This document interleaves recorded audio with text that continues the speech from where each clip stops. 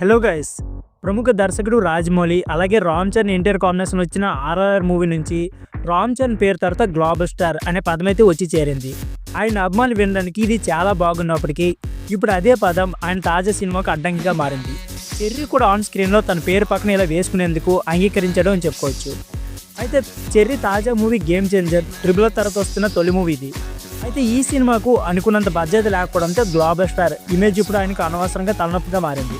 ఇప్పటికే ట్రోల్స్ కూడా మొదలైపోయాయి. రామ్ చరణ్ తన ట్యాగ్కు తగ్గట్లుగా ఇప్పుడు స్థానిక మార్కెట్లతో పాటు హిందీలోనూ తనతో నిరూపించుకోవాల్సిన పరిస్థితి ఇదైంది. ఇకపోతే గేమ్ చేంజర్ విడుదల విషయంలో కలిసి వచ్చే విషయం కూడా ఒకటి ఉంది. ఇకపోతే సంక్రాంతికి రిలీజ్ అవుతున్న ఈ సినిమాకు పోటీ ఇచ్చే బిగ్ స్టార్ సినిమాలు ఏమీ లేకపోవడం కొంతవరకు కలిసి వచ్చిందని. ఈ నేపథ్యంలో నార్త్ అమెరికా నుంచి ఇండియా వరకు అడ్వాన్స్ బుకింగ్పై ఇప్పుడు చర్చ అయితే ప్రారంభమయ్యాయి.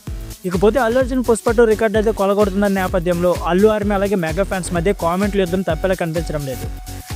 ఇక్కడ ఇంకొక విషయం ఏంటంటే గేమ్ చేంజర్ మూవీకి అనుకున్నంత హైప్ లేకపోవడం కూడా కలిసి వచ్చే అంశంగానే చెప్పుకోవచ్చు. ఈ సినిమాలో డైరెక్టర్ శంకర్ తన మార్క్ చూపిస్తే మాత్రం మూవీ అయితే సూపర్ హిట్ అవుతుంది.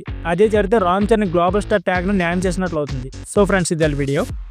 ఈ వీడియో నచ్చితే please like, share and subscribe my channel. Thank you for watching.